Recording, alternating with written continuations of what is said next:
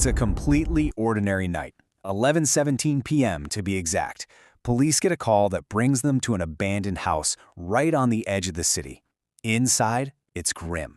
They find a murdered school teacher. But honestly, it wasn't just the crime scene itself that had investigators scratching their heads. Right next to the victim was this strange, isolated piece of paper. You know, it wasn't a confession, definitely not a manifesto.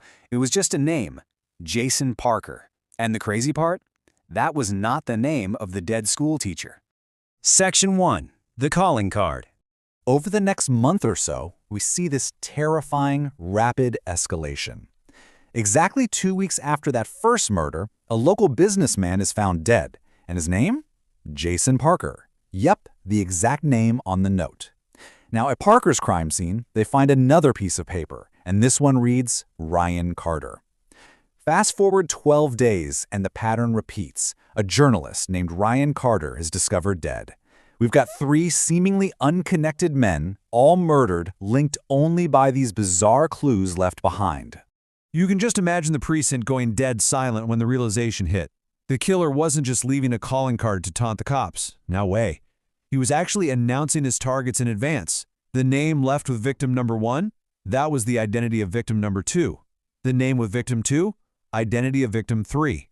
It's like a giant puzzle, and the gravity of it was absolutely inescapable. This wasn't random. It was a calculated countdown. Which brings us to the most urgent piece of evidence yet. With the third murder confirmed, investigators look at the note left beside Ryan Carter's body. It just says, Adam Hayes. Boom. The pattern is officially established. The killer just broadcasts his next move to the world. Finding this Adam Hayes guy, it instantly became an absolute race against the clock. Section 2. Finding Adam Hayes. So, police rush to track down Adam Hayes' address. They show up hoping to save a life, but his phone is off, his apartment is totally empty, nobody knows where he is. But while searching his place, they stumble onto a mountain of damning evidence. We're talking photos of the 3 dead men, extensive notes detailing their daily routines, and a city map just covered in red ink marks. Talk about flipping the script. Looking around this room, Adam doesn't look like the next victim at all. Honestly, he looks like the prime suspect. He looks like the killer. But wait, 2 days later, the whole narrative shifts again.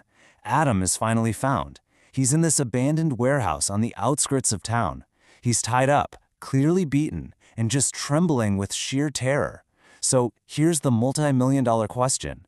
If Adam is this cold-blooded serial killer meticulously plotting crimes from his living room, why is he tied up and terrified, looking exactly like prey? Section 3. The Interrogation. Down at the station, an officer throws the photos and the map they found in Adam's apartment right onto the interrogation table. What are these? They demand.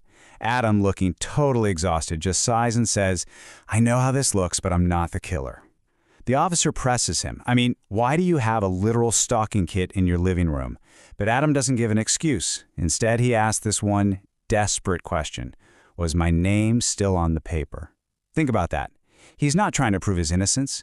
He's obsessively worried about a piece of paper, and it's this bizarre reaction that completely changes the trajectory of the investigation. Section 4. The 10-year secret. Realizing Adam is terrified of whoever is writing the notes, investigators immediately pull his computer and start digging. Hidden deep on his hard drive, they find a folder. It's just called The List.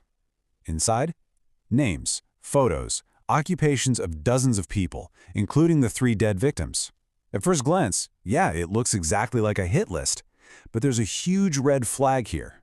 Beside every single name is a date. And as the police look closer, they realize these aren't dates planned for a murder. They're admission dates. Exactly 10 years ago, every single guy on this list, Adam included, was admitted to the exact same private rehab center. So they pull these decades-old hospital records, and this incredibly dark, buried history finally comes to light. 10 years ago, in the dead of night, a fire broke out in one specific room at that rehab center. A teenage boy actually died in the blaze. Now, the facility and the authorities, they practically swept it under the rug, closing the case fast and labeling it a tragic accident. But the record showed one absolutely chilling detail. On the night of the fire, the 3 dead men and Adam Hayes were all present in that exact same room. Section 5. The Brothers' Revenge. Combing through those old fire investigation files, the police find a name: Noah Walker. Noah was the older brother of the teenager who died. Now, Noah had spent years living abroad, and everyone involved in that cover-up just assumed he'd moved on, right? That the past was totally buried? Well, they were dead wrong. Noah wasn't some random serial killer terrorizing the city. He was an avenging brother carrying out this incredibly methodical, 10-year-in-the-making retribution plan. He came back to hunt them all down, name by name. And with Noah finally identified, all that crazy evidence from Adam's apartment, it completely changes meaning. The police assumed Adam had those photos because he was stalking the guys. But the reality? For months, Adam knew someone from their past was tracking them. The photos, the daily routines, the red marker on the map.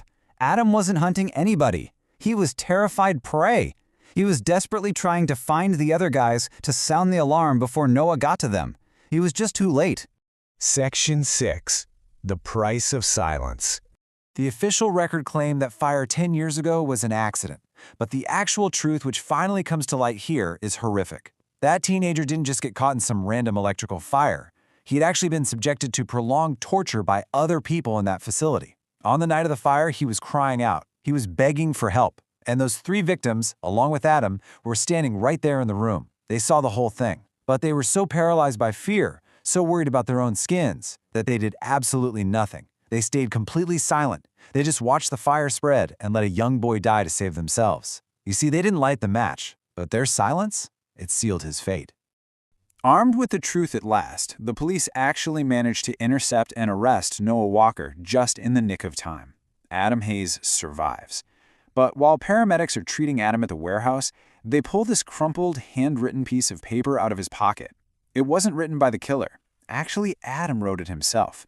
And it just perfectly captures this crushing weight of guilt he's been dragging around for a decade. It says, "I'm not a killer. I'm one of the cowards who stayed silent that night." As we wrap up this explainer, I really want to leave you with this thought. This case wasn't just some clever forensic puzzle or a standard cat and mouse game. It seriously forces us to look at the moral weight of inaction. It shows us that sometimes people aren't punished because they pulled the trigger or started a fire. Sometimes the absolute most brutal punishment comes from a lifetime spent failing to stand by the truth. So what really is the true, inescapable cost of our silence when we witness a terrible injustice? Think about that next time you're faced with a difficult truth. Thanks so much for joining me today, and keep questioning what you see.